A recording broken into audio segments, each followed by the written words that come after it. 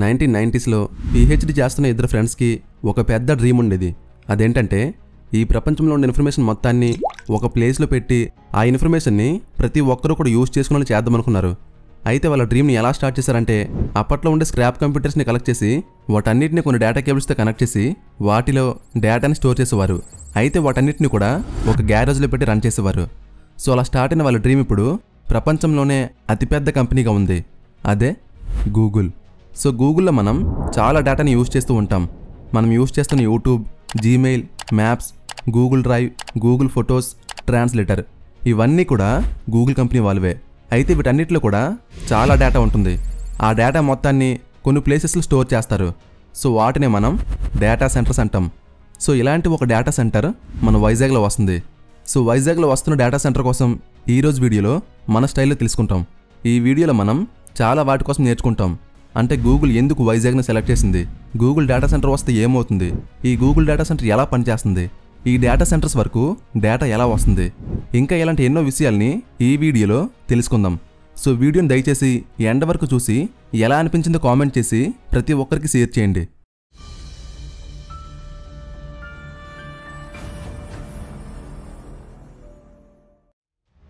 ముందుగా మనందరికీ ఈ వీడియో అర్థం కావాలంటే అసలు డేటా సెంటర్స్ అంటే ఏంటో అర్థం కావాలి. ఫర్ ఎగ్జాంపుల్ మనం మొబైల్స్ని యూజ్ చేస్తూ ఉంటాం. వాటిలో మనం సాంగ్స్ని, వీడియోస్ని, డాక్యుమెంట్స్ని ఇలా ఎన్నో వాటిని స్టోర్ చేస్తూ ఉంటాం. అయితే నా మొబైల్లో ఉన్న ఒక వీడియో 9 మెంబర్స్కి షేర్ చేయాలి. కానీ ఇక్కడ ఈ 9 మెంబర్స్ కూడా నాకు చాలా దూరంగా ఉన్నారు. సో వీళ్ళందరికీ వీడియో ట్రాన్స్ఫర్ కావాలంటే ఈ మొబైల్స్ అన్నీ కూడా నా మొబైల్తో కనెక్ట్ అయి ఉండాలి. అప్పుడే నా వీడియో వీళ్ళందరికీ ట్రాన్స్ఫర్ అవుతుంది. అయితే నా మొబైల్లో సాంగ్స్, వీడియోస్, డాక్యుమెంట్స్, ఫొటోస్ ఇలా చాలా ఉన్నాయి. అలాగే ప్రతి ఒక్కరు కూడా వాటిని నా మొబైల్ నుండి యాక్సెస్ చేస్తూ ఉన్నారు. సో వీళ్ళందరూ కూడా యాక్సెస్ చేస్తున్నారు కాబట్టి నేనేం చేస్తానంటే మీ అందరికీ నేను ఇంకా మంచి మంచి సాంగ్స్ని, ఫొటోస్ని, వీడియోస్ని ఇవ్వటం కోసం నా మొబైల్ యొక్క స్టోరేజ్ని పెంచుకుంటాను, అంటే ఇంక్రీజ్ చేస్తాను. ఇలా చేస్తే ముందు కంటే ఎక్కువ డేటాని నేను స్టోర్ చేయవచ్చు. అలాగే నాతో కనెక్ట్ అయిన ప్రతి ఒక్కరు కూడా నా మొబైల్లో ఉన్న డేటాని యాక్సెస్ చేయవచ్చు. సేమ్ అలాగే ఈ డేటా సెంటర్స్తో ఈ ప్రపంచంలో ఉండే ప్రతి మొబైల్, ప్రతి ల్యాప్టాప్, ప్రతి కంప్యూటర్ ఇవన్నీ కూడా కనెక్ట్ అయి ఉంటాయి. అంటే డేటా సెంటర్స్ చాలా డేటాని స్టోర్ చేసి ఉంచుతాయి. ఆ ఇన్ఫర్మేషన్ మొత్తాన్ని ప్రతి ఒక్కరూ కూడా యూజ్ చేస్తూ ఉంటారు. సో రకరకాల బుక్స్ని స్టోర్ చేసే వాటిని లైబ్రరీ, అంటే రకరకాల డిజిటల్ డేటాని స్టోర్ చేసే వాటిని డేటా సెంటర్స్ అంటాం.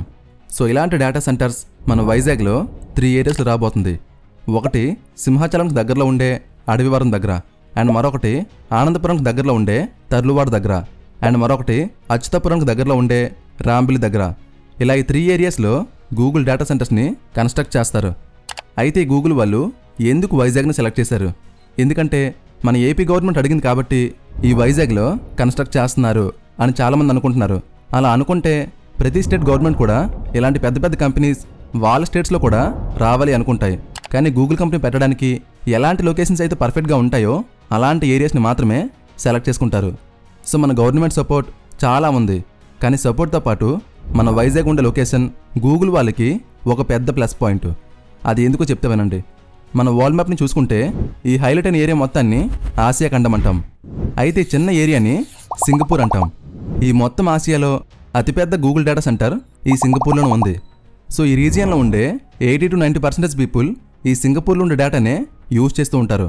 అయితే డేటాని ఒక ప్లేస్ నుండి మరొక ప్లేస్కి ట్రాన్స్ఫర్ చేయాలంటే ఆప్టికల్ ఫైబర్ కేబుల్స్ని యూజ్ చేస్తూ ఉంటారు. ఈ కేబుల్స్ అనేవి సముద్రం లోపల నుండి ట్రావెల్ చేస్తూ ప్రతి కంట్రీని కనెక్ట్ చేస్తూ ఉంటాయి.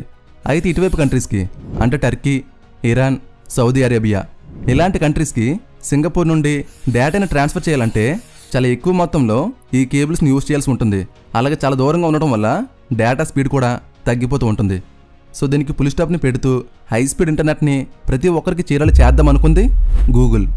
అయితే ఏరియా మొత్తంలో సముద్రానికి దగ్గరగా ఉంటూ ఆసియా మొత్తానికి మిడిల్లో ఉండే కంట్రీ మన ఇండియా. సో ఒకవేళ ఇండియాలో కనుక ఒక పెద్ద డేటా సెంటర్ని పెడితే అప్పుడు ఆసియాలో ఉండే ప్రతి కంట్రీకి డేటాని ట్రాన్స్ఫర్ చేయటం ఈజీ అవుతుంది. అండ్ వాటితో పాటు డేటా స్పీడ్ కూడా పెరుగుతూ ఉంటుంది. సో కాబట్టి మన ఇండియాని సెలెక్ట్ చేశారు. అయితే ఇక్కడ మరో క్వశ్చన్ ఉంది. ఇండియాలో చాలా స్టేట్స్ ఉన్నాయి, కానీ మన ఏపీని మాత్రమే ఎలా సెలెక్ట్ చేశారు? సో ఇండియాలో టోటల్గా 9 స్టేట్స్ సముద్రాన్ని ఆనుకుంటూ ఉన్నాయి. ఈ 9 స్టేట్స్లో ఒక స్టేట్ని మాత్రమే సెలెక్ట్ చేసుకోవాలి. దానికి వెదర్ కండిషన్ బాగుండాలి, అండ్ ల్యాండ్ కండిషన్ బాగుండాలి అండ్ వాటితో పాటు వాటర్ సోర్స్ కూడా ఎక్కువగా ఉండాలి. అలాగే స్టేట్లో ఉండే వాళ్ళు టెక్నికల్ నాలెడ్జ్ని కలిగి ఉండాలి. సో గుజరాత్లో వెదర్ చాలా వేడిగా ఉంటుంది. అలాగే అక్కడ వాటర్ కూడా ఎక్కువగా ఉండదు. మహారాష్ట్ర అంటే ముంబై, దీంట్లో ఇదివరకే చిన్న చిన్న డేటా సెంటర్స్ ఉన్నాయి అండ్ వాటితో పాటు పాపులేషన్ కూడా అక్కడ చాలా ఎక్కువ అండ్ ల్యాండ్ కాస్ట్ కూడా చాలా ఎక్కువగా ఉంటుంది. గోవా చాలా చిన్న స్టేట్, అక్కడ ల్యాండ్ సరిపోదు. అలాగే పవర్ సప్లై కోసం వేరే స్టేట్స్పై డిపెండ్ అవ్వాలి. నెక్స్ట్ కర్ణాటక, ఇక్కడ చాలా ఎక్కువ మొత్తంలో పవర్ కావాలంటే వేరే స్టేట్స్పై డిపెండ్ అవ్వాల్సి ఉంటుంది. అలాగే వాటర్ సోర్స్ కూడా తక్కువగా ఉంటుంది. నెక్స్ట్ కేరళ, ఇక్కడ బాగా హెవీగా రెయిన్స్ పడుతూ ఉంటాయి. అలాగే వరదలు కూడా ఎక్కువగా వస్తూ ఉంటాయి. సో ఇది రిస్కీ ఏరియా అవుతుంది. నెక్స్ట్ తమిళనాడు అంటే చెన్నై, ఇది సెకండరీ ఆప్షన్ అవుతుంది. ఎందుకంటే ఇక్కడ చాలా వరకు పెద్ద పెద్ద కంపెనీస్ వాళ్ళ డేటా సెంటర్స్ని కన్స్ట్రక్ట్ చేశాయి. అమెజాన్, మైక్రోసాఫ్ట్ ఇలాంటి పెద్ద కంపెనీస్కి ఆల్రెడీ ఇక్కడ డేటా సెంటర్స్ ఉన్నాయి. నెక్స్ట్ ఒడిశా, ఈ ఏరియాలో సైక్లోన్స్ చాలా ఎక్కువగా వస్తూ ఉంటాయి. స్కిల్డ్ పర్సన్స్ కూడా ఎక్కువగా ఉండరు. అలాగే అది డెవలప్ స్టేట్ కూడా కాదు. వెస్ట్ బెంగాల్, ఇక్కడ ల్యాండ్ క్వాలిటీ అంత పర్ఫెక్ట్గా ఉండదు. అలాగే ఎక్కువ మొత్తంలో వరదలు వస్తూ ఉంటాయి. అలాగే పవర్ సప్లై కూడా తక్కువగా ఉంటుంది. అండ్ లాస్ట్ ఫైనల్ ఆప్షన్ మన ఆంధ్రప్రదేశ్. సో జియోలాజికల్గా ఆంధ్రప్రదేశ్ ఒక స్టేబుల్ స్టేట్. తుఫాన్ కానీ వరదలు కానీ వచ్చే అవకాశం తక్కువగా ఉంటుంది. అండ్ మన దగ్గరే పవర్ ప్రొడక్షన్ ప్లాంట్స్ కూడా ఉన్నాయి. విజయవాడలో ఒక థర్మల్ పవర్ ప్లాంట్ ఉంది. శ్రీశైలం దగ్గర, నాగార్జున సాగర్ దగ్గర హైడ్రో పవర్ ప్లాంట్స్ ఉన్నాయి. అనంతపూర్, నెల్లూరు, శ్రీకాకుళం దగ్గర solar plus wind power plants ఉన్నాయి. అయితే గూగుల్ ఏం చెప్తుందంటే మాకు ఓన్లీ రిన్యూవబుల్ సోర్స్ మాత్రమే కావాలి అంటుంది. అంటే సోలార్, విండ్, హైడ్రో ఇలాంటి ప్లాంట్స్ నుండి మాత్రమే పవర్ని తీసుకుంటాం అని చెప్తుంది. అంటే కంప్లీట్గా పొల్యూషన్ లేని వాటి నుండి మాత్రమే పవర్ని తీసుకుంటాం అని చెప్తున్నాయి. దీనికి మన ఏపీ గవర్నమెంట్ కూడా ఓకే చెప్పింది. ఒకవేళ వాళ్ళకి పవర్ సరిపోకపోతే వాళ్ళ కోసం ప్రత్యేకించి ఒక సోలార్ ప్లాంట్ని కూడా కన్స్ట్రక్ట్ చేద్దామని చెప్పాయి. అలాగే ఈ డేటా సెంటర్కి స్పెషల్గా ఒక ఎలక్ట్రికల్ సబ్స్టేషన్ని కూడా కన్స్ట్రక్ట్ చేసే ప్లాన్లో ఉన్నారు. సో ఈ మాట కూడా మన గవర్నమెంట్ చెప్పింది. అలాగే ఈ డేటా సెంటర్స్ రన్ అయ్యేటప్పుడు చాలా హీట్ని ప్రొడ్యూస్ చేస్తూ ఉంటాయి. వాటిని కూల్గా ఉంచాలంటే వాటికి వాటర్ కావాలి. సో వాటికయ్యే వాటర్ మొత్తాన్ని సీ వాటర్ని యూజ్ చేస్తాం అని కూడా చెప్పాయి. అంటే సీ వాటర్ని నార్మల్ వాటర్లో కన్వర్ట్ చేసి వాటిని కూలింగ్ పర్పస్ కోసం యూజ్ చేస్తారు. సో మనం త్రాగే వాటర్ని ఏమాత్రం యూజ్ చేయరు. అయితే ఆసియా మొత్తానికి అతిపెద్ద డేటా సెంటర్ సింగపూర్లో ఉందని చెప్పాను. ఒకవేళ ఇండియాలో వస్తే అప్పుడు ఆసియా మొత్తానికి మన కంట్రీలో ఉన్న డేటా సెంటరే అతిపెద్ద డేటా సెంటర్ అవుతుంది. అప్పుడు వైజాగ్ అనే చిన్న సిటీ ప్రపంచ పటంలో ప్రతి ఒక్కరూ చూసేలా కనిపిస్తుంది. అయితే ఈ డేటా సెంటర్స్ ఎందుకు హీట్ అవుతాయి, ఇది అర్థం కావాలంటే మనం అసలైన టెక్నికల్ టాపిక్లోనికి ఎంటర్ అవ్వాలి. అయితే మనం చూసే వీడియోస్ని, మనం వినే సాంగ్స్ని, డాక్యుమెంట్స్ని, ఫొటోస్ని వీటన్నిటిని కలిపే డేటా అంటాం. అయితే ఇవన్నీ స్టోర్ అవ్వాలంటే వీటన్నిటిని కూడా కొన్ని ఎలక్ట్రికల్ సిగ్నల్స్గా కన్వర్ట్ చేయాలి. ఫర్ ఎగ్జాంపుల్ నా దగ్గర ఒక ఫోటో ఉంది. ఈ ఫోటోని బాగా జూమ్ చేస్తే దాంట్లో చిన్న చిన్నగా పిక్సెల్స్ కనిపిస్తూ ఉంటాయి. సో ఒక్కొక్క పిక్సెల్ డిఫరెంట్ కలర్లో ఉంటుంది. అయితే ప్రతి కలర్కి ఒక కోడ్ ఉంటుంది. దాన్ని బైనరీ కోడ్ అంటాం. ఇలా మన స్క్రీన్పై చూస్తున్న ప్రతి కలర్కి ఒక బైనరీ కోడ్ ఉంటుంది. ఈ కోడ్స్ అన్నీ కూడా జీరోస్లో, వన్స్లో మాత్రమే ఉంటాయి. వీటిలో 0 అంటే అక్కడ ఎలక్ట్రికల్ సిగ్నల్స్ ఆఫ్లో ఉన్నట్టు, 1 అంటే ఎలక్ట్రికల్ సిగ్నల్స్ ఆన్లో ఉన్నట్టు. అయితే ప్రతి డిజిటల్ గ్యాడ్జెట్లో అతి చిన్న చిన్న కాంపోనెంట్స్ ఉంటాయి. ఆ కాంపోనెంట్స్లోనే ఎలక్ట్రికల్ సిగ్నల్స్ పాస్ అవటం కానీ లేదా ఆఫ్ అవటం కానీ అవుతూ ఉంటుంది. ఆ కాంపోనెంట్స్ని మనం ట్రాన్సిస్టర్స్ అంటాం. సో ఇలా కొన్ని ట్రాన్సిస్టర్స్ కలిసి ఒక బైనరీ కోడ్ని ఫామ్ చేస్తాయి. అంటే కొన్ని వేల ట్రాన్సిస్టర్స్ కలిసి ఒక ఫోటోని డిస్ప్లే చేస్తాయి. అలాగే ఈ ట్రాన్సిస్టర్సే ఎలక్ట్రికల్ సిగ్నల్స్ని సేవ్ చేసుకుంటాయి. అంటే డేటాని సేవ్ చేసుకుంటాయి. ఈ డేటా మొత్తం కొన్ని పవర్ఫుల్ కంప్యూటర్స్లో సేవ్ అవుతుంది. వాటిని మనం సర్వర్స్ అంటాం. అయితే డేటా సెంటర్ నుండి ఒక సెకండ్కి కొన్ని లక్షల మంది డేటాని యాక్సెస్ చేస్తూ ఉంటారు. అంటే ఒక్క సెకండ్లోనే కొన్ని కోట్ల ట్రాన్సిస్టర్స్లో ఎలక్ట్రికల్ సిగ్నల్స్ పాస్ అవుతూ ఉంటాయి. ఒక గంట సేపు ఒక వైర్లో ఎలక్ట్రిక్ కరెంట్ పాస్ అయితే ఆ వైర్ మొత్తం చాలా వేడిగా మారిపోతుంది. అలాంటిది ఈ ట్రాన్సిస్టర్స్లో రెస్ట్ లేకుండా పవర్ పాస్ అవుతూనే ఉంటుంది. మరి అలాంటిది ఈ ట్రాన్సిస్టర్స్ ఎంత హీట్ అవుతాయో ఒకసారి ఊహించుకోండి. సో వీటి టెంపరేచర్ని మనం కంట్రోల్ చేయలేకపోతే డేటా సెంటర్ మొత్తం పేలిపోతుంది. సో అందుకని వాటిని కూల్ చేయటం చాలా ముఖ్యం. సో వీటిని ఇన్స్టెంట్గా కూల్ చేయాలి. కాబట్టి నార్మల్ ఎయిర్ కూలింగ్ సిస్టమ్ అయితే సరిపోదు. అందుకే వీటిలో లిక్విడ్ కూలింగ్ సిస్టమ్ని యూజ్ చేస్తారు. సో కాబట్టి వాటర్ అనేది చాలా ఇంపార్టెంట్. అయితే డేటా మొత్తం ఆప్టికల్ కేబుల్స్లో ట్రావెల్ చేస్తుందని చెప్పాను.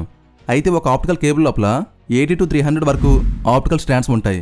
ఇవి తల వెంట్రుకి ఎంత సన్నగా ఉంటాయో అంత సన్నగా ఉంటాయి. వీటిలోనే డేటా లైట్ ఫామ్లో ట్రావెల్ చేస్తూ ఉంటుంది. అయితే ఈ ఆప్టికల్ స్ట్రాండ్స్ అన్నీ కూడా మిర్రర్స్లా ఉంటాయి. సో వాటిలో లైట్ రిఫ్లెక్ట్ అవుతూ పాస్ అవుతూ ఉంటుంది. అయితే 100 కిలోమీటర్లు ట్రావెల్ చేసిన తర్వాత లైట్ సిగ్నల్ యొక్క స్ట్రెంత్ అనేది తగ్గిపోతూ ఉంటుంది. సో ఆ స్ట్రెంత్ని మళ్ళీ పెంచడం కోసం ఎవ్రీ 100 కిలోమీటర్స్కి ఒక డివైస్ని కనెక్ట్ చేస్తారు. వాటిని ఆప్టికల్ రిపీటర్స్ అంటాం. ఇవి ఏం చేస్తాయంటే లైట్ సిగ్నల్ యొక్క స్ట్రెంత్ని ఇంక్రీజ్ చేస్తూ ఉంటాయి. సో దానివల్ల ఆప్టికల్ కేబుల్స్లో ట్రావెల్ చేస్తున్న లైట్ వాటి ప్రాపర్టీస్ని ఏమాత్రం కోల్పోకుండా కొన్ని థౌజండ్స్ ఆఫ్ కిలోమీటర్స్ ట్రావెల్ చేస్తూనే ఉంటుంది.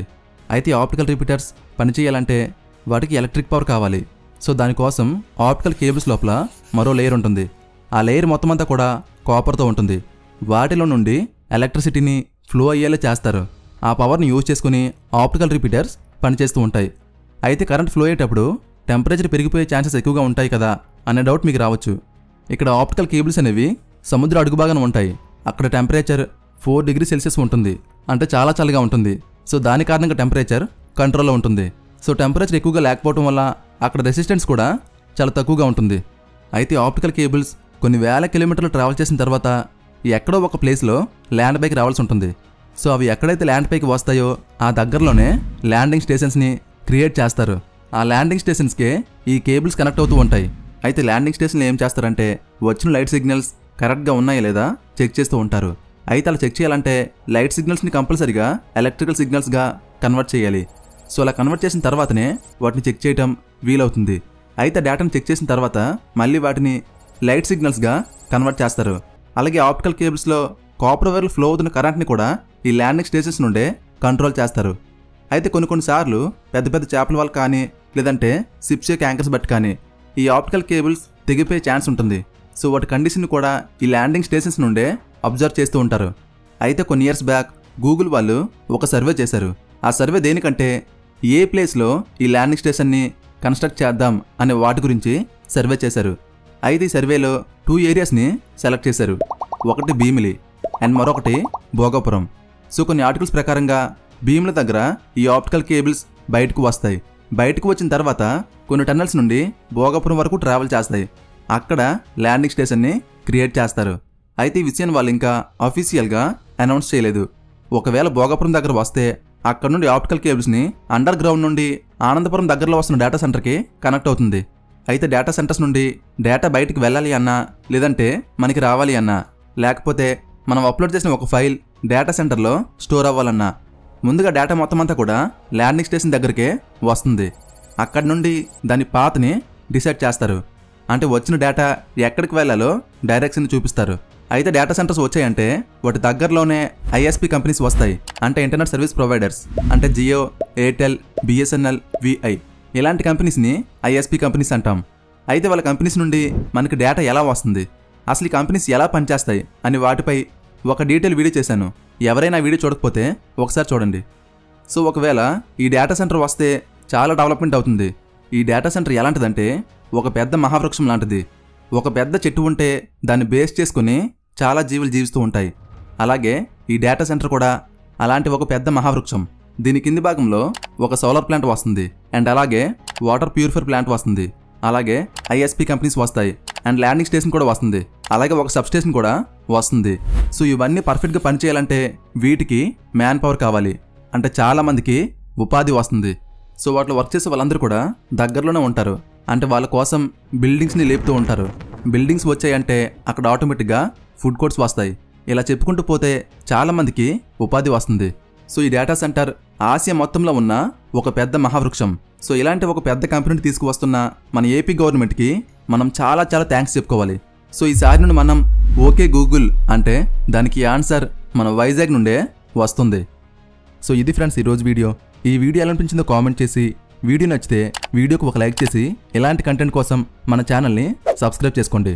అలాగే వీడియోని ప్రతి ఒక్కరికి షేర్ చేయండి.